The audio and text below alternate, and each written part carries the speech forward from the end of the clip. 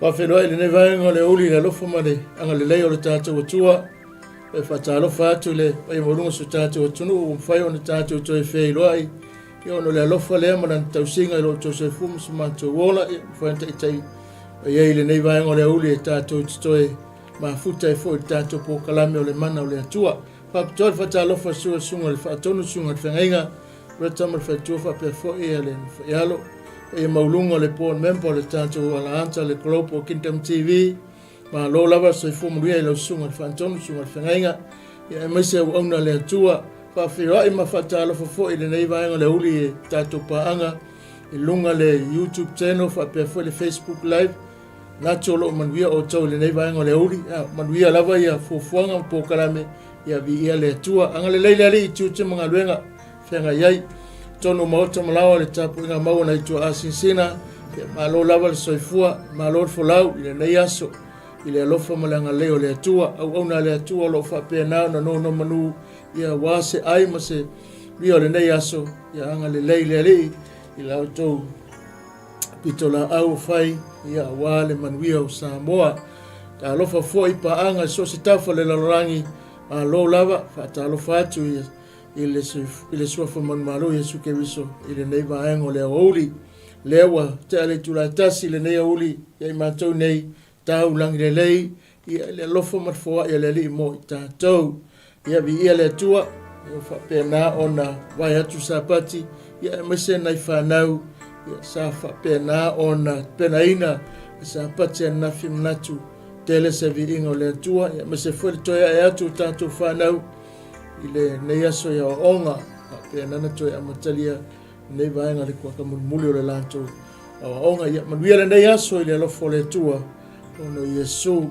e o tatu talo lo matu tamai o le langi io mai lo fa pe nana mo moli le fe au fa ngaina le fa tawa fa tai le va no wa mai mai toi tai mai le ola fe lo fie mo ona mese pa anga pato po kalame pe ona tu inatu so futa itasi pato te wala awai ma le loto fa mo lo to mai la pure ma la fa yang feta lai sa no la fio ile nei vai ngole oli vai se foi lo finangalo ile upu ma to fa so ai ia fa ia le ia ai lo sua for talo le e ala ya Yesu amen ma amen ya na welu ngali tanto screen le tanto auto o le lona fast mo le lima nei o le tātou po kalame waiai ia le atua Ioane le matapu suma lima su fitu faipu se whangata mai le suma fitu le autunga lunga o le mana o le atua tusi nei o lo whapena vanganga tusi le wo o tātou tanonga politics le tusi o le tāua le o lo tala noa i le tūro loto le atua i lona alofa whatinoina ma le wha tinonga i le tangata ana pe nana to mo faile ali le tustala Ioane fa matala ia e masele ngaluenga lo fa lo tata wali sa fio mai le misiona fa ola ile lalonangi ia e mase pe mafuli lava le sa noanga fa malo se Yesu ile na uso e masele fa tua pe atitilo foi ile tusi la tatu tala no neas e pe mafuli lava le tana no Yesu toi fa manatu toi mamafa le vanga nei ia te tātou mesele o soo mo le au whātua sa iutea na taimi. O te whai ato ia te o tau ia mea ina ia o tau whāwhani. A whai ino mai le lalorangi ia te o tau ua o tau ua mua ona ino mai ia te. I lona ino atu ia te o tau. A whai ni tangata le lalorangi o tau po ua alofa mai le lalorangi i on tangata. A e le ni lalorangi o tau. A wau fili o tau nai le lalolangi. O le melea, e ino ai le lalolangi ati o tau, ia o tau manatua, le upu na ufai atua i ati o tau, e le sili le au auna ilo nali. A fai wa i la tau whaasawa mai ati, e whaasawa fo i ati o tau. A fai wa la tau tausia la upu, la tu tausia fo i la o tau. A fai ele e iai la tau ia mea, umaya te o tau ona o lo ingoa awa ele iloa e ila tau o ia ua awina mai a. A whaiwa ana ule sau ma tau tala atu ia te ila tau. Po le aisa la tau anga sala A ole nei, e le aise mea ufi ai la tau wangsala. Ole ino mai, ia te ua ino fui o ia, i lo tama, ana o le whaia, ia te la tau o ngā luenga e le i whaia lava, e se tasi po ua le aia sa la tau wangsala. A ole nei, ua la tau wa ai mai ma la tau ino mai ia te.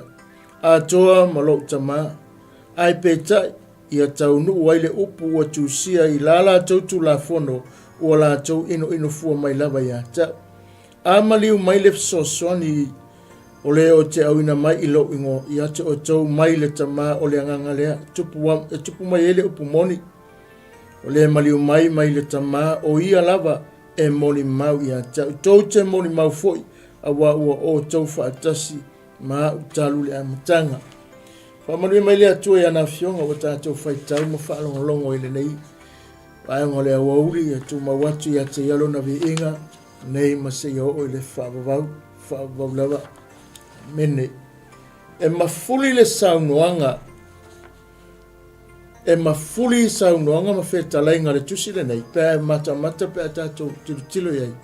O lo tala noa Yesu le alofa, o lo tala noa fo Yesu i a whainga ma a fianga o lo tātou no nofo i le lalolangi le nei.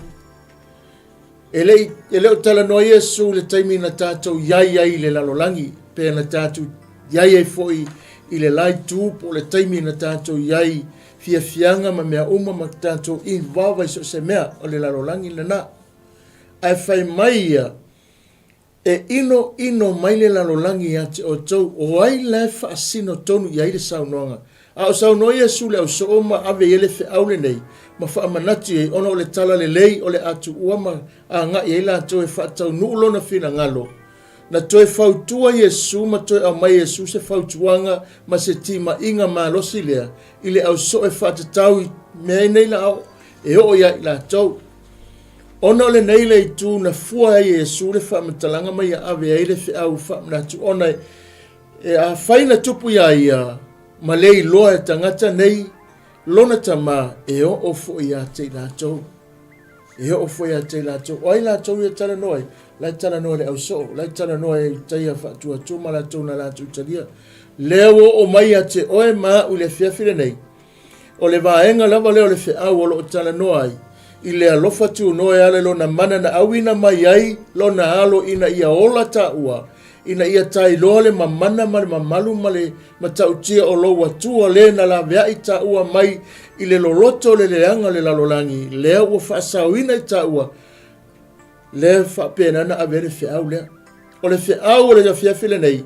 Ina ia e tātou loa e ino le lalolangi a te. Oi le lalolangi. E tele ne fesili o lo whapena. Ana tala noa i mea nei. Oi e le lalolangi le tala noa i ai. Me mo ia eilo o lo tala noa o ai le lalolangi le tala noa le ngata o satani malona malo malona ngā tula le e malona ta ngata malona o langa ma mea lo soifua ma olai satani i le lalolangi faatasi matangata fia iai faatasi matangata fia iai me mo tātou tilo iai o lea na tu ma losi le ali lalolangi e whapena na whasiotia le whaola i le taimi ala i anga ngai oinga sa whai tu o tangata.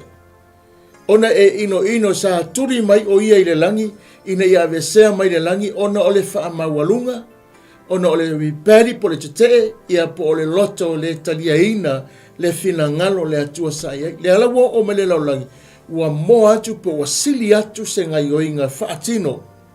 Whapena na whaatino ina, wana whaatulanga ai, o aila ua whaangaina, ia le whaangai tangata. E whapena o na whailoa maianga luenga o te o le whaifai ma le whaaleanga ma whasiotia ma whetosua ina ai le finangalo le atua. Ona o le ngā luenga leanga le ari o le laulangi. O ia la lea e tala noa e ino mai le laulangi. Te lo te apolo e ika ke le akako. Te lo sa moa ma le atunu pele lau whaafonga se o lo firi e leo so firi le stangata soifua o le mea mo ia e le so firi le laulangi e le so firi tonu lo fale lo ainga tonu le kalesia e le so firi pa wala le firi o le ana whailoa mai Yesu o tatou firi le O le fili la le wa uma na whaamatia lona whaamawalunga ma lona whaasausiri. E ale lona maliuma lona taitu manmalo. Le wai a te oe le ia te tau po le pule na e te whaatonu ina ai. Le a lii leo le lalolangi ma lona ma lo maana ngalwenga. Ia awan le i whaalawe lawe ina ia te i tātou. Ai pei tai. O le vai awa le wa tala no ale whai tau po le mata upule nei fiafi. Pole nei ouri. E whaata tau ila ino mai. E lo o a o mai lau ke usiano ma whautua mai a te i tātou. O le memo mua. Aua te italanga le o soufiri le tangata. A ia e wha. Ia e wawa ai i le mele ngā lue mai tua. Ia e lolo o ngā lue le li o laulangi na te whaalanga inga whelo ai.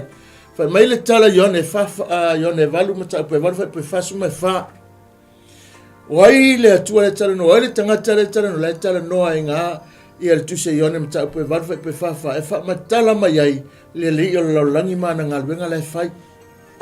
O le tamā le au pepelo, o le tamā o mea leanga, o tamā o le whasu tangata, o tamā o le tala pepelo, o le tamā so se mea leanga e whaasau ia teia.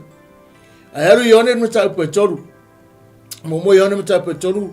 Walu iwa sifuru fai mai. O le mea lawa lea na whaalia mai lea lo le atua ina ia wha umatia e ia ngā luenga leanga le whiri lea. Lea li o le laulangi nei. O ana ngā luenga la ia e tala noa e lewa a fia umai. Wa matu ai affiliate wha atasi matangata ana ngā luenga. Wa whai ele stangata ma whiri le stangata. Wa whasiote ele stangata.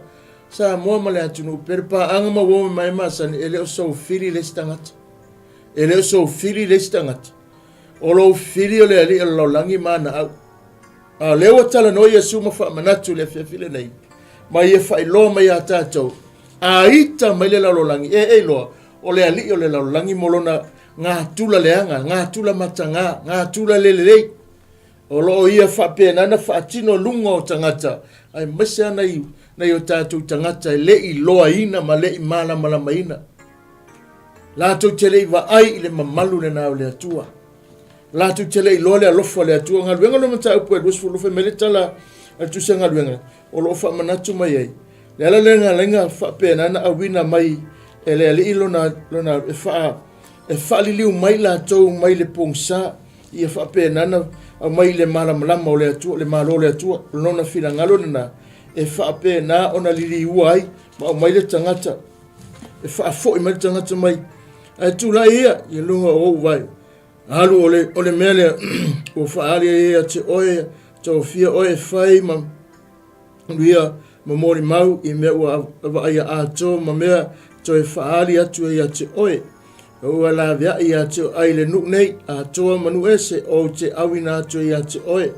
E wha pupula atu o la tau mata ia wha liliu mai le pōliuri i le malamlama mai le pule o satani ia liliu i le atua la tau te maua ai le wha mangalonga le wha mangaloina o ngasala ma le tofi wha atasi ma i la tau ua wha pa ia ina i le wha atua ia Yesu Keriso i le tusiringa ngaluenga lono mata upunga e luhono lo wha penana o mai le mena e wha liliu mai.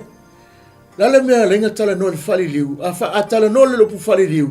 Longo winga e isi si mea leilu matu e te tauna fia a whali liu mai le mele tātou te moomia le te tau ona malamlama. Le ala tala no le tātou tusi le tae le whewhile nei. Po le auli nei. E ina ia tātou i loa ina. Ma a mai e Yesu le whe au le mo oe maa uma tātou uma. A whaia ino mai me mo. A whaia ino mai le lalolangi a te o tau. Whamele o ia o tau i loa wa uman o whai atu ia te o tau. Wa uman o wha mamaina o tau le upu. O le upu na tana no Yesu. Whai mai e mua o na ino. Wa wha mamaina la tātou le mena. Wa ave e seina mai a tātou le mena. A o le mele mana o le atua po le mana o le ali e wha tau nu. O lo tātou tari tonu matu mau. Ma ia tātou malamlama. O ngā luenga uma ia wa umana ia whailoa. O ngā luenga ita nā laulangi. O ngā luenga ina. Po o ngā luenga mata ngā leo le whiri, o loo whaatino tangata, o loo whaapenana mai, o lea mai e Yesu whautuanga matima inga. Whai mai aia, o lea lofa le mea sili o na tāua ia te otu. O lea lofa na te, pe o lea o penga sili lea na te whaaliliwina, na te liliwina, na te whaafitoa ia, o lea lofa. Lea langa wha mai tala al apostolo e Paulo mata upa sumalua tusia Roma, lua tasi fe mai e whaato ila, awane whaato ila loina tātou le leanga, ai e whaato ila loinga le leanga ile le lei. A le tala no Yesu ia whaia i ta mai, na e lolola ia whai mai a ia o tau iloa e leni lalo langi o tau. Ai se ame ua tala noa Yesu ia vai. La le me wala ina tala noa pe o vavai ese mai isi ai le ese isi. Ona le tala tuspa ia lato umana talia o ia mawhaatua tua i lona suafa ua mala malama le tala le leia ke wiso. E lo lato tu mau mawhaatua tua ia na ngaluenga ma tu mau lo lato wola ia te ia. Ua vavai ese mai lato ma leolanga tuwai ua whaafowina o lato tangata. Whai maila ia e ita i tangata ia te oe. E o sa o le leia e o al teimine. Mana e laku kongu se manga e sa vale aku se me se wha kongu me usau fuila tali o le atua. E ita, ele fia e tausuai, ele mana nao. A o le mana nao le atua e ola ile tangata mi o tonu. E whaola ina i tātou. Whapea nao na tātou maua ele manuia whamena ia. O le tele ina ino mai le lo langi i le au kewisiano pe tātou te mana o mia le alofa o le tasi e whapea nana whaalea o ngā ina ai. Me ia o tala noa mai ele tusi. O le tali fo le nā e te tali atuai i le lalolangi le nea, pe a whai e whape nā o na whaasi unutua tātou. Pe a whai e whape nā o na tusi lima ia te tātou. O le tali te tali atuai whai mai e te tau o na ia te tātou le alofa te alofa atuai. O umana whaatulanga Yesu tūranga, mai ua poloa ina i tātou e Yesu ia e alofa atu, so o se tasi mai e whai, iatu ia te oe ia whape nā o na e fua yatu ya te oele malosi e whai ai, ma le ato atoa e te tali atu ai. O le hautelenga la o le nei whai upu o lo ufa pēna na wha ataua. Na ingai whai punga i le tusinga Ioane lo no mata upu o lo wha pēna na wha matala i le Ioane ngai wha. Ioane waru whai pe wha. Le hautelenga la, wha mai vahenga o lo ini vahenga selua, o lo alofa i le atua. Malo alo fatu is tangata luani mea na tuwa Yesu fa amana memene me momo olo alo fa ile atua malo alo fa le tangata o me ye lua ile mfaina alules le tau pelo ina ita to pe fa me te alo fa ile atua te ita le tangata tau pe pelo ila ta tau le mena a o me ye ta wana to fa mama fa Yesu ile au so mala na o nga fa tasi ma o ma o le taimele nei ye e alo fatu ile atua lo roto atomolo malo si atomolo wanganga atoa. Ia e alo fatu fo ile lua tutua o ia pei o e lava ia te o ongala ia Yesu i vaenga ia lua ele o se mea e alu lesi pe fa pe nana e fa leo ngai les a le to e fa manatu mai a taua ele ai ele se upu e fa ngala langi o le alofo le meleanga o woni o tanto fa ngai na ia fa mtalanga a e tanto te ono le tangata lava wale ngai le alofa. Ono le tātou ngā tūla le nā wale anga i le alofa. A o le alofa ia mai le atua ti tātou te wha pēna ana whaata o le se mea alofa sili o na tā wale na.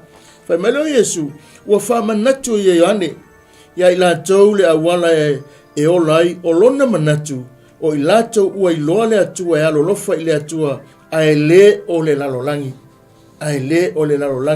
O lo alofa la ile atua moana, o lo alofa ile atua te whaatinoa umaya le telo mea o lo whetai ia i mai, o lo whapenana tau ai mai. O isi kei me saupe ala, o isi kei me whape ngā o ngā whanga mai oe, o isi tei me tulou e a wako mai oe ni. A e whai mai ale le whamalose Ioane, o penga la tātou te tali atuai, tātou te whao ngā le alofa le atua. O le alofa whaapale, o le alofa ono sai, o le alofa tātou te whapena, ele whape ngungu, ai o le alofa le nā. Le ala fo ngā whai maitala tangata ya tātou, o poto e toi valea. Ona o le ngā tūla leo le lalolangi, e leo le tangata, au sa tani molona maa lo mananga, o ana poka lamena. O i lātou e tari tonu, ma muli, ma le wha maoni a kewiso, i lātou ia o le a, ino i aile lalolangi. Ma lātou whape nana whai mawhili ia te oe. Te lo oe ole kako whiri ngu mena kasi le ngā. O le whiri ngu mena tasi le mana o le ali e whape nana tātou manu malo ina i aso uma. A whawhenga kako manu malo inga. ka ko ke ola ina lana o onga peona whailoa mai a tātou. Ua ia tau mai e ino le lalolangi, a o le mea te tau na whai mai a ia te o tau lo na alofa.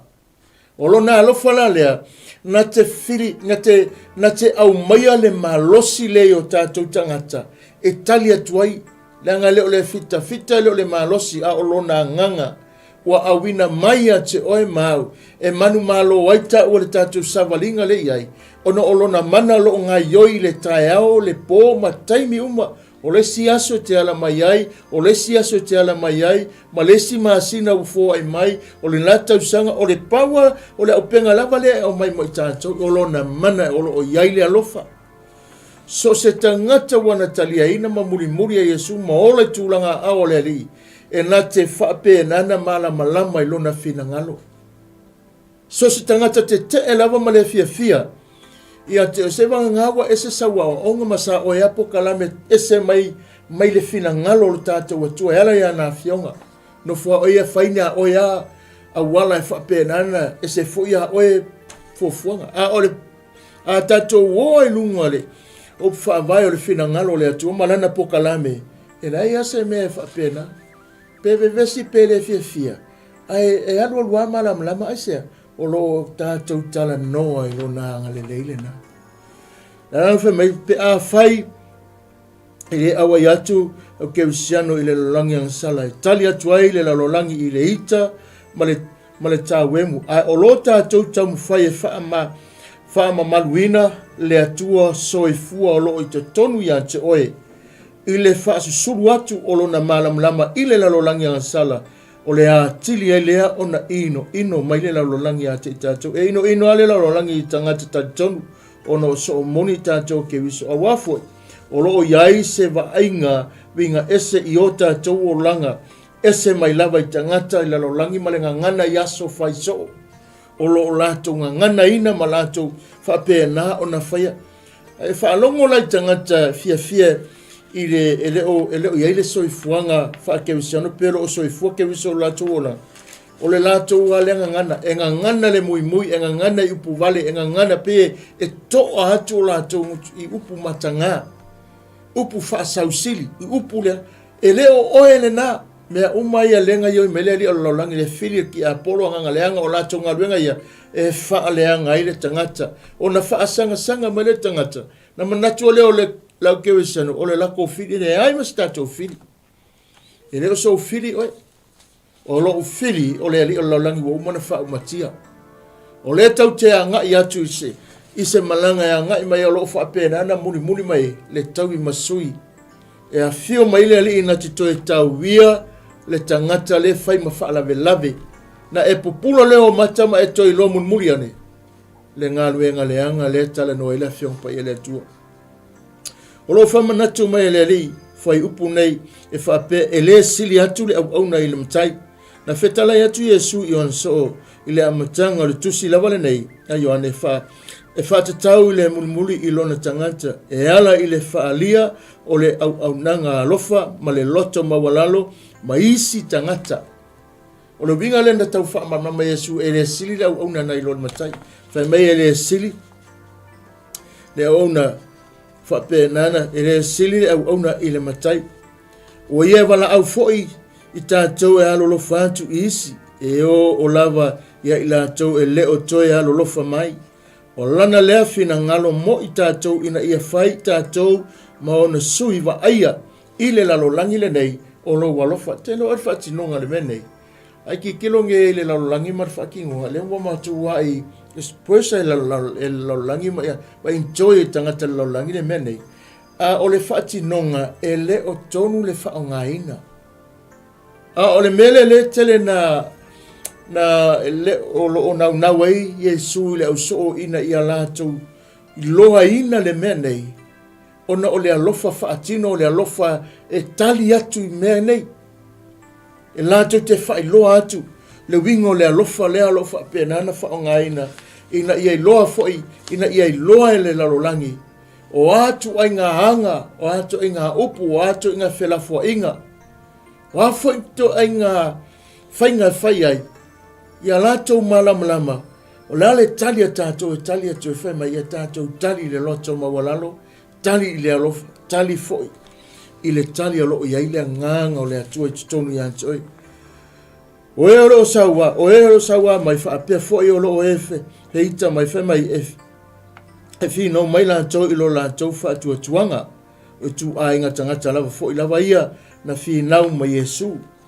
O le nei whai upu, o lo o whai loa mai ai, o na ua a fio mai Yesu i le laulangi mana whaia whai longa te tele, e moli mau ai po o ai o ia, ona o ia o le alo o le atua, ua ino e tangata, e le ai se alofanga o tangata o le laulangi la tau te ena ai o ia whaapea, fo i mauna so, pe munmuli atu i anteia, a wā na maliu mai Yesu i le laulangi na te whaailoa le angasala, ma le soifonga fa mai tala Yesu anga ule sau lau ke le loa alonga fa lave o le anga sala le ele se ufi longa winga ma kila mele fai e pe o se me fole tatia ele se me ufi ai fa pe le ata na fa asino Yesu fa malama Yesu e tusa ma le tulanga la ele le tangata ile la langi e fio mai ma kwa le ia se me nga ki ai le se me fa pe na ufi ai le se me fa pe na a olona fio mai na fai loa ai, olona maliu lea, wa ufi ai le matanga o le tangata. Olona mana na awina mai ai, lona alo e whaataunu le misiona, sai lona fina ngalo, olona alo whaatu noa e toi, ata tai mai le tangata i tonu. Ina ia whaile la vea e na, mai loa le tangata, le fina ngalo tu pito, o loo tātu tamai, o le alofa le na, ua whaapea lava o na alofa mai le atua, i le larolangi, whae loa le misiona moni le na, a fio mai ke wiso e whaataunu, whaapea na ana toi a fio le langi, toi sa hauni e toi foi mai, ai ele i alu, ele i a fio le langi, wa ia fola i le mta upu lava lea, wa fola leisi pereusana muli o le tama, e awina mai, e wha awau le ngā luenga o le alofa lea, i lunga ia i lantou ua, talitonu ma wha atua i a te ia. Ai le ma whaina whaia le tangata i na te le iloa, o le wha lave la lea, Lala foi lea langa le iai le malamalama le tala no e tusinga ngā luenga tātou whaitaua. O le winga foi lea na whaapena, na whaolaina, ai le teo le tangata, ina ia lātou whaasusulu le malamalama e whaali liu mai lātou le pongsa, ina ia whaolaina i lātou, e se le maanga iona nā vaenga. Whaapupula le malamalama le atua i pongsa, ina ia whaali liu mai lātou, ina ia lātou whaolaina. Ma lātou iloaina le whina ngalo lo tātou atua. Langa ngale, i whai pulanga rufu lo lo whapena na whaamatala mai ai. O lo o mai le manatu le nā. Pe mele ia, pe a tātou toi whaali liwina le nā whaamatalanga. E mawhai o na tātou whape atu a whai e ino se tasi a Iowa. Wa ino foi o ia Yesu. Aisea, a wāna fio mai Yesu e whai o ia masui o lona tamā. E tongi iola le lalolangi i lona mana tele ua māngalo ai tā ua. Te loa oe ai tilo, te loa oe ai wa ai toi turi lau wa ai le taimi o iei lunga santo. I ti ngā mawhainga tā, whai o le mamafa o le ti ngā o whao wa whape nana tu iei o na au, o le pale tui ma le tau lunga nei tu, ai wana au whai mai le wana au e Yesu, lo tama ai. Wha ma ngalo a wa lātou le iloa, le mea wa lātou whai, lale wingo le atale i le vālea. O ai lai turi matai mai o, a o kilo mai mata o ti a Paulo, a o wa ai mai sa tani le tau o le alo o le atua, ma lone manatu, o le to iaise au ngā, ai wha alongo e le tala ngā whai, na wha leo ngā memo mua o i nā na wha leo ngā ai, le pule le oti, ai le i o Yesu le tunga mau. Na i loa e sa tani ua iai le unga, wa i loa sa tani ua whapenana muta ia te ia le mele sa iai, wa i loa sa tani wo o mai le muta anga mea sa ia pule sa loto ai. Ina ua whaalongo whai mai Yesu ilungo sa tau lota mai whaama ngalo a wa ua la tau le iloa. O le ale mele na whaali mai, la se ata le leina tātou mata inga, o le alofa le aise tua oi. Le alofa na vailua ina le ti ngā lea, ai whapena na sa saa mai ai, le alofa na e lingi mai ina tafe mai ngā le alofa le na mangalo mai ale la lolangi. Ua afe tausanga ntupu ni mea nai o mai le tai au le nei, lo tātou tala noai, o lo iai le manongi le alofa tu nona ia te oe mau pe a fai o tu maulo wa alofa i le atua. Ia le fe maika le Yesu. Ina watalia la tātou le alofa lea, e ale lona mana, e ale le alofa tu no le ali, e ale ia Yesu ke viso. Ina watatou talia le fe malo le tala Yesu. Awa le e ale se, e le se a onga whapenga sa ia, wa fo e lanu tasia tangata tutusa lanu, o e tutusa ngana ia so uma. E fia ale se, e fia tangata uma le pese me le laitu, e se foi le pese me le laitu, e fe langu wai le ngana. E fe momo wai upu.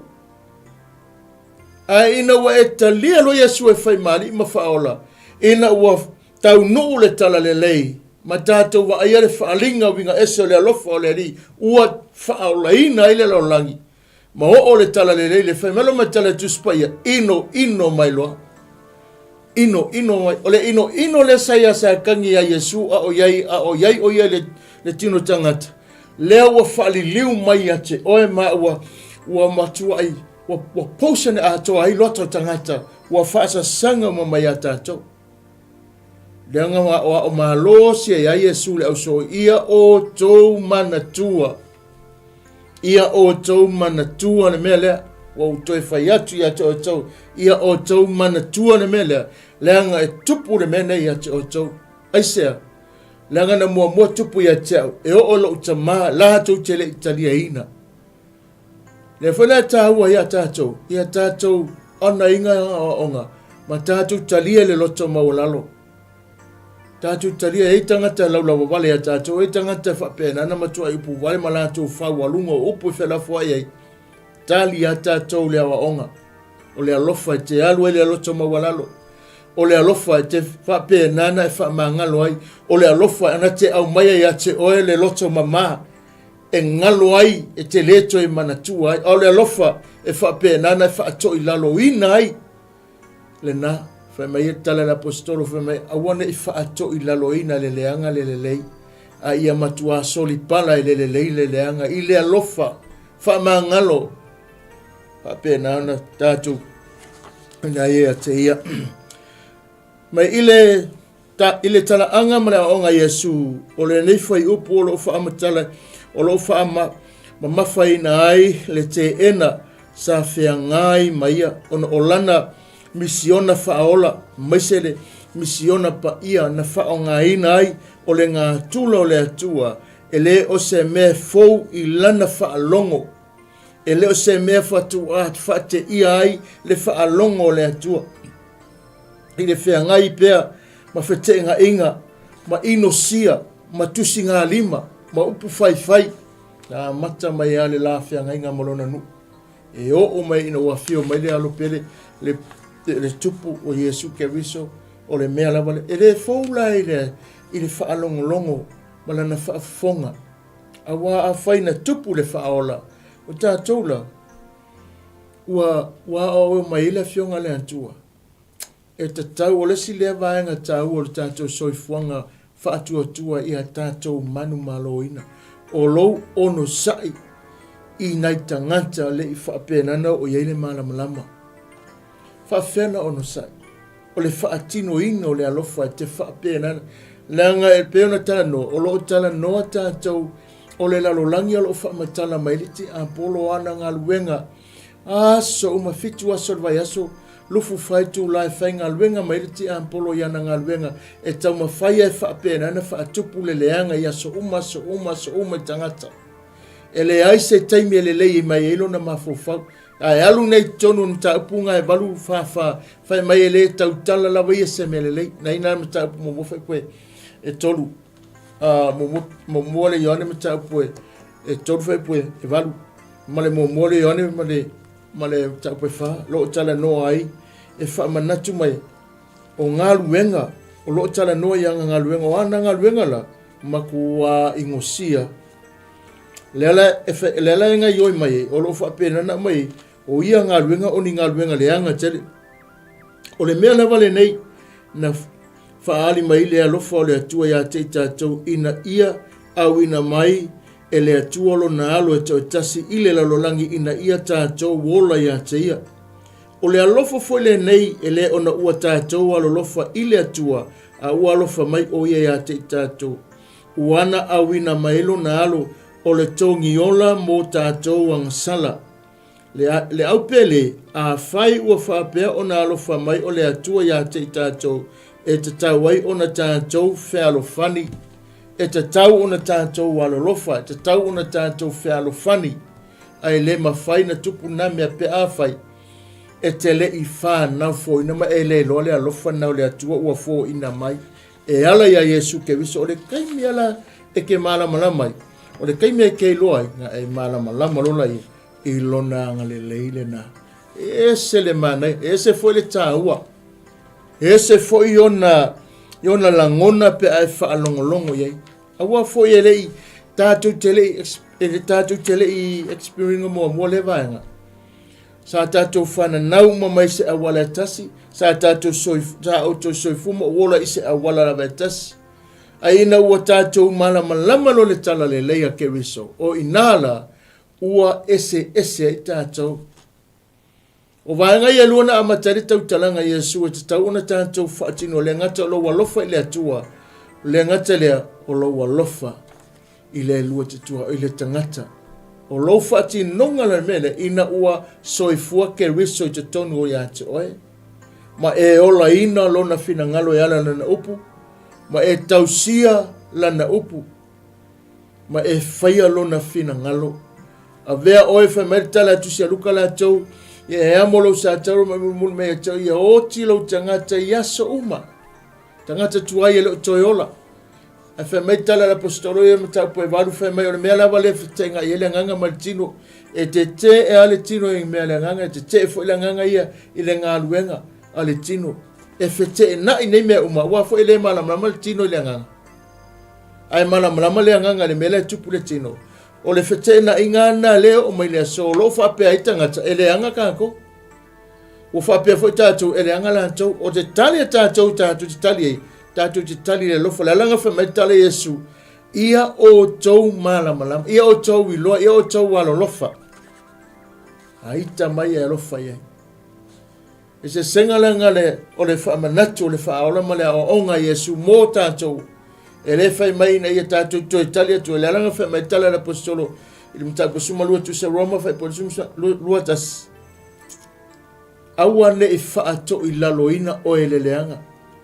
A ia whaato I laloina le leanga I le lei ita mai te leia ni awa onga a le whaaola ma le au perfeta ma le apostolo le vaenga a ita mai e whapenana e whawhanga ai a ko inga melanga a wheka ko wheme olo ko I lalo popuanga a o le to I lalo ngā le Filipe e whaia o le matuato I lalo matanga wana whaia ina aisea pena fai atu a o ia I lungo sa tau manatu le ti Apollo po manatu sa tani wa uma it's finished it's done wale to ia se ava no le tangata wa uma a wa fo lo wa ia le fa mo lo wa ngata ai fa longo lo le tala fa mai lo tamai fa ma ngalo wa wala to le lo le me wala to fai tu hatu le mena ia le fa mo I lona toi I tu atu le mena e le wha moe longo winga e iai lesi vaenga o lo o munu mai.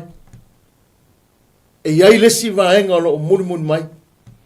Lela na manatu ti Apollo vai malona mafau vale atu lou o lo wha penana mai tau ua le ai se ava noa o le laulangi ua uma.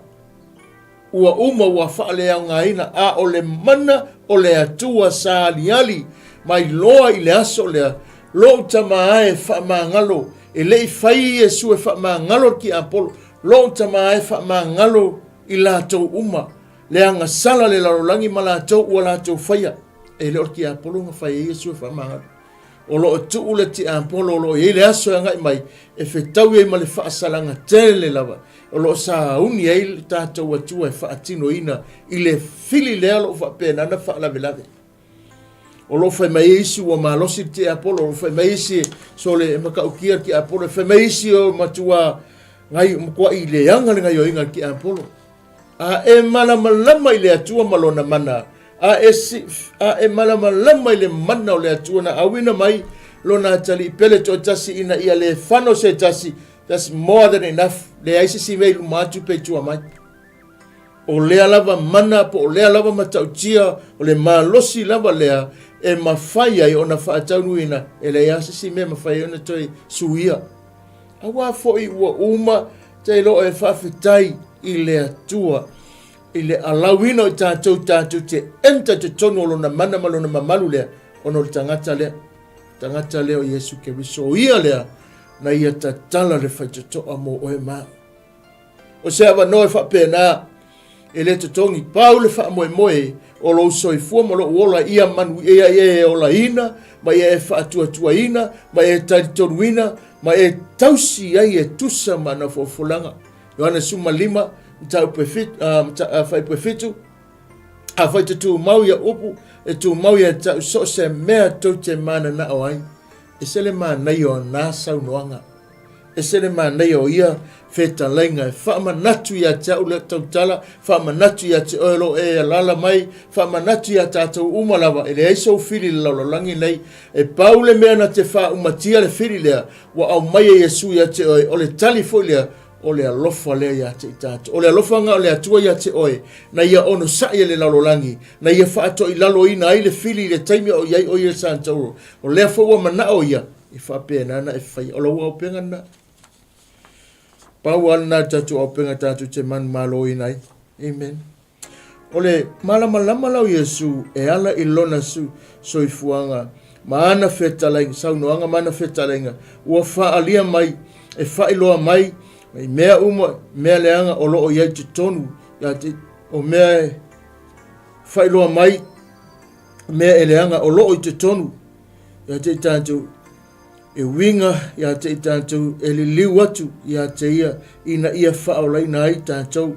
Wa whetalai atu, wa whetalai ia nā whionga pa ia ele aise tasi e amia tonu awa wanga salatanga ta umalawa ma ua le o aile ma malu ma le vi inga i le atua. O le whemena tale tus pa ia.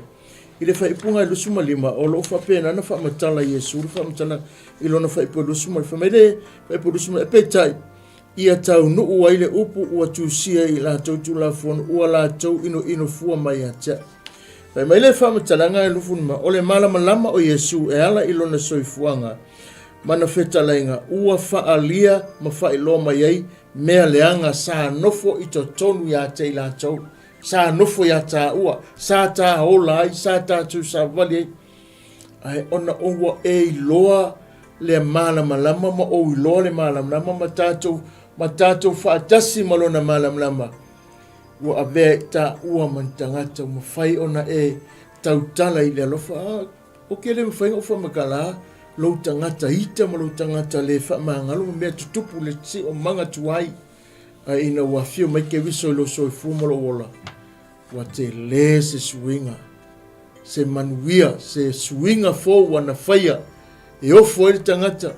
Te lo e no tau pai whātu sa ngalwenga whamere tala tus paia.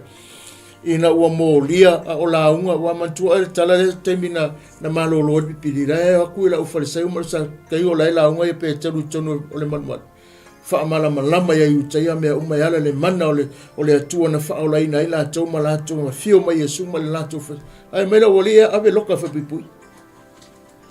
Ave loka whapipui. Malama le tae awa po o le fiafina tupu mele. Malama tae olo ave o le whalo ka iafa e whapena na whamasino ai. Malama le tala tuspaia a o la unga pe telu. Ai whai mai le tala ai la tau umana whaalongolongo whai mai e ofo. E ofo ia pe telu mai ane o tangata le ia o ina. A ua ofo le whaalongolongo a o tala noa nei tangata. E ofo i upu na tala noa, e ofo le launga, e ofo le to maima le loa. Ai mana tua o le tala i le Yesu na whaere o so, aua tau te popole se upu tau te talia tue, tapu suma wha, aua tau te popole se upu tau te talia tue, e fio mai le mana o le angang pa ia na te batu ia te o tau, le upu e talia tue ia te ila tau i le mwhainto e tali mai, ke loe, uma le leiri sau noanga pe te ruleise singa kali, o le lopura le kala la kali ai.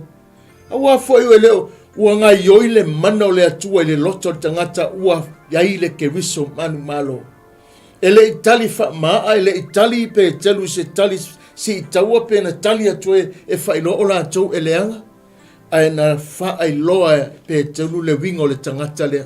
Le ngā tula le tangata lea, na ia au maia ia la tau le atu ai ngā ngai o inga, le atu ai ngā mana wa malolo ai le tangata lea, o le mana wa mawhai e ona tautala, o le mana wa fesuia ina ai mea uma, o le mana wa whai loa ia te le whamera matala tangata e ofo. Fesa wai, ona o le ngai o inga, o le mea tau o le alofa. O le tali file mu, whamere tala e potosom, o le tali file mu, e li liu e se ina ai le ita. Kalipe keru i. Wa le lopo femo e re wha li i mali mai ao le ita o tangata ina ua lātu. Ave tala se, ave tala wha pena. Ia, whamera tala le tusi, whamera ua fau e lātu se tu la fono. E wha pena ana tā o fiere mere. Te roe. Wha pena ngāle ngofo ki apolo le taimi nei. E ngofo o matua le maunofo esea. Wana i loa. Wa tupu tele le malamalamo le alofo le atua i le larolangi. Wa tele awai mai wa tele tangata wa sui malato utalia ina. Ona ole mana o le atua o lo ngai oi ma alofa mai. Mai wa toe ofo ina mai Yesu le wha moe moe e ale le awina mai o le ngangapa ia e wha penana awina mai e wha i loa. Me lo na tolu le mataku lea. O wha penana tala noa Yesu ma wha i lolo le auso. O le vaenga muli o le vaenga lea na wha i loa Yesu wha mai. O le si vaenga ta ua e wha malo sia pele mele wa tala noa Yesu. Na wha manatu Yesu le auso. O le leala a fio mai wha mai. Ia fio mai le wha unga o le mana na o le ngangapa ia. Wha le ngangangate. Ono sa ia e mawhai tangata. Ono sa ia mea leanga. Wha pe nauna e i wha fita uli ma wha fita ia i tātou mai whaingata, tātou te whea ngai pēr i aso uma. Ai maise o i lātou o lo lātou te ena pēr le mau ia ke wiso, ma lo lātou le tatonuina, ma lo lātou wha pēr nana wha leanga ina o lo tātou wola wha tua ma le tala le leia ke wiso wa wha ai loa mai ate i tātou. Whai mai leia, Yesu o le a awina mai le ngangapa ia.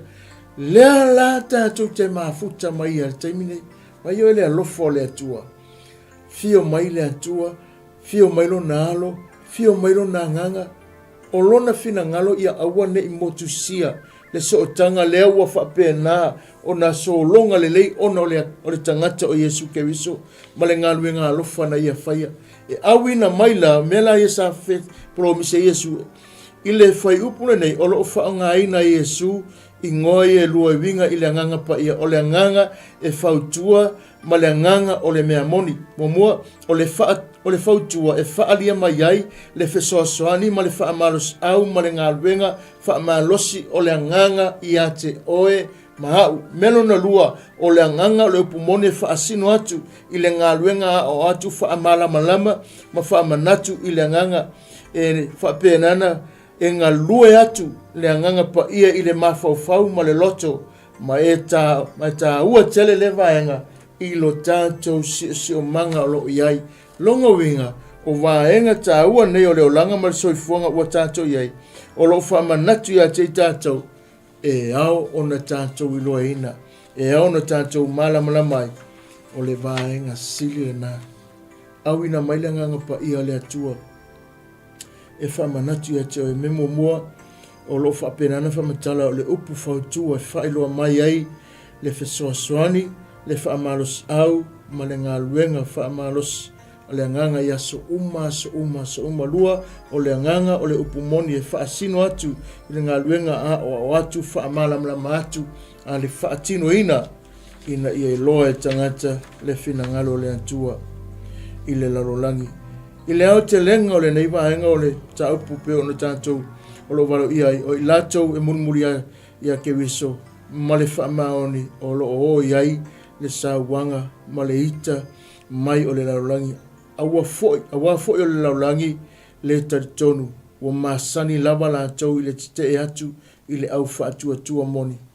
O vaenga ia, whamele ia vana, ua la patai mai Yesu e winga i le ino mai. Oi, ino mai laulangi. La pata inga la le Yesu.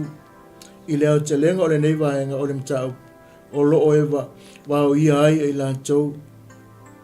Wao ia ai, walo ia ai e lantou. E munumuria ke wiso mo le whamaoni. o le ao o iai sauanga ma le tū, ma le ita, ma le laulangi awa fo i o le laulangi le tatonu, o le laulangi o whapena o na iai mea le manui o le laulangi o lo tumu, sai i mea leanga na o le ita, loto le whaamangalo, loto ma whapena o na whaatau te, e mui tau whaaleanga, o lo iai la manatu wahenga o lo whapena na whaamanatu mai, ina e ao na tātou titilo e, a whaamanatu mai Yesu, longo winga, o se wahenga o lo tātou o langa whaakewisiano, e la vea i tutono o tātou soifuanga, e ita le laulangi ate oe. Wahenga la i rima, ni wahenga tātou o na tātou mautinoa, e winga i le ino mai la laulangi, mua o le ita, po le alofa ia pea e alofa ia Yesu, o le whaavaiva, pe vai inga, pe tu whatasia ai tangata, lua o le ino le laulangi, a wafo i ua wha i loa e Yesu lo na ngasala. Tolu, a whai e manatu le laulangi, o oio se tangata le lei, a antonu tātou, antonu e ono, ma salo mi ai, ma loto le anga ai, ma whapena a vea oio se moni mau le lei mo kewiso, e a vea ai, oe ma filia i lātou, ma ino ia te lātou, wha o le ino mai o le laulangi i a kewiso, mai whātua e le whaaleanga i nai, le pule sili ese o le atua i le laulangi, ai wha mautu i na lava, i lona whina ngalo, e ino le laulangi i e whātua, a wae ese mai, lava i lātou, mai i le laulangi mana fuafuanga, mana pokalame, e ese foi a lātou fianga, ese foi le mea fia, i ai o lātou wola, e ese foi le si o manga, e fia, i le file mu, e fia e tausi, le file mu, e fia whaifina ngalo le atua.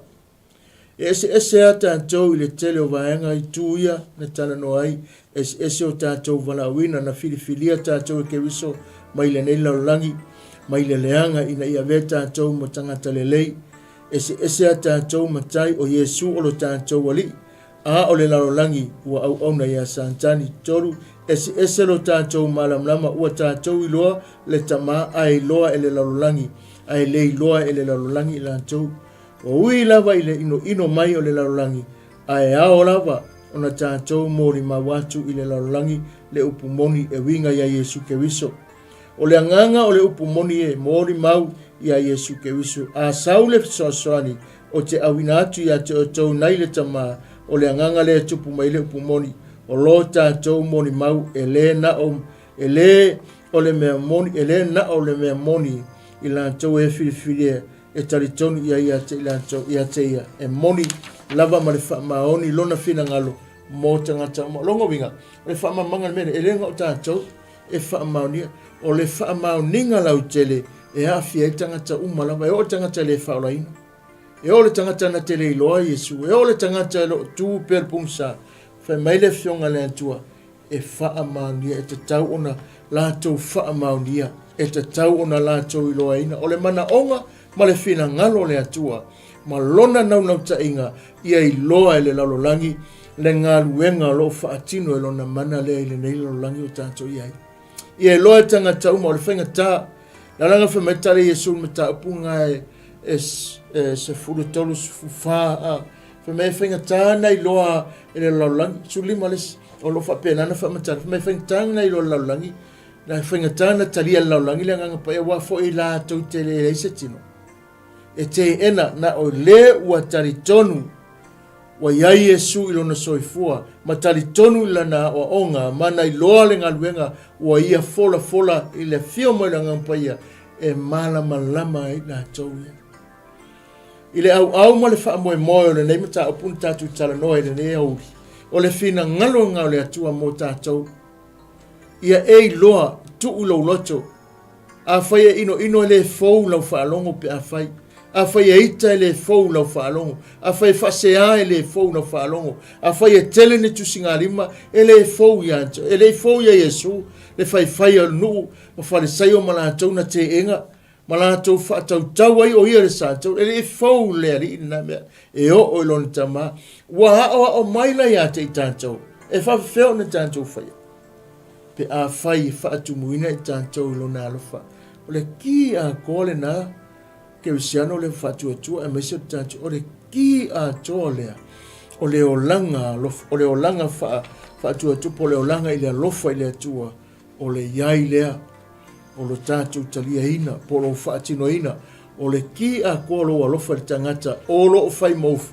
lo whai, peana whai atu, o le tele o tātou lau ke usiano, o lo e whaapea atu, o lo witai, o lo whiri le la, auane e whaapea o lo whiri, auane e whaapea ane o lo whiri le tangata le la, auane e whaapea o le tangata, o le talia ki a polo tangata le la, aua te tau leanga ina le nā tangata, o le awa onga na mo tātou, le awa onga mo tātou na whai Yesu, ia te oele alofa. Ia te oele alofa. Ai ke kilo e matua le kalawhea ngai ale mena tupu le aso lea, ma le au ngani na au ngani ai o ia i luma lon tama, lo tama hai, whama ngalo wa walatou le iloa le mea walatou whaia.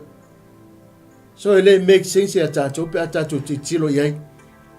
O lai whai le tangata, fai le lei tu la fono a fasioti la na fai man mo tino a la na va ai na va ai e lei lo la tu le mele la ke fai ai sea o lo tala no e le tu fa le nganga o lo ye le pongsa le mala malama le lo se me ile la tu mele fai a le la tu fenga le fai ai o la fai man mo tino a le sila le faola ile taimi le famai awa wala to le lo le mele no ke fai e le lo te loe fa pena uma le ata tilo ne tangata o lo fa pena na itai e le mala malama lau ke le o mala malama le mele fai e yai lo Yesu le olanga o tangata e yai lo le mamalu ma le mana o le atua o tangata a o ina fa pena na ia talia ina Yesu e fai mo na ali ma fa ola fai mero le tala tus pa ia wa yai le mala malama ya te ia wa fa pena na yai le malama lama ngau le atua ia te ia. Ua avelo o ia matangata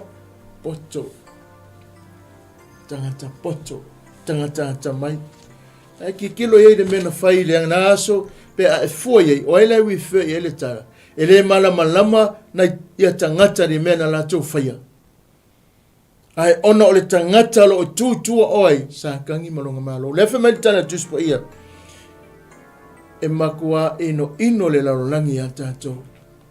Ai whaasanga le iei ma e baba ai e o mai le uri, e o mai le teimi nei, pe ai wa ai o le matua i ka ki a polo ia te oe ma. Na upu masau noanga Yesu, a whai e ita atu le larolangi a te ia. Ua mua a ita atu ia te oe, na ilolo na mua le fia i reri. Na amata mai alonga wha mawalunga lon wha tau te alu ese mai sauso onga wha tau ngāle lau langi mata ngofia na whai ele atua mō tātou. Wha leanga nei tangata. Ono sa iai nei tangata malatou inga. Wha pale ai na ai momoli le upu le alofa ia lātou iloa le malamlama. Ia toi mana tua na saunuanga mulmuli lo tama ai wha ma ngalo a wala tau le iloa le mea wala tau whai. O mea umai whai a tangata e iloa e le o malamalama le mea lai whai. E le o loa lana whinau mai ei. E na te le malamalama ia na upu vale. E le iloa na mea lai whetau ai mai. Ai ata toa e iloa ma o mauti noa e malamalama. Tātou te ono sai wha ma ngalo lo lātou vai. Wha ma ngalo lo lātou se. Ina ia a vea oe o se whamanianga i le atua ma lona whina ngalo. Tupu le alofo le atua ia te oe lona mana e whaangai o ia i te toni a te oe ona e lo la ia. Mea ngai e ofo ai ai o le taime li liu le tangata sa whai oe o lo whiri. Ai li liu o whaola ina e ofo le laulang. Ai sa?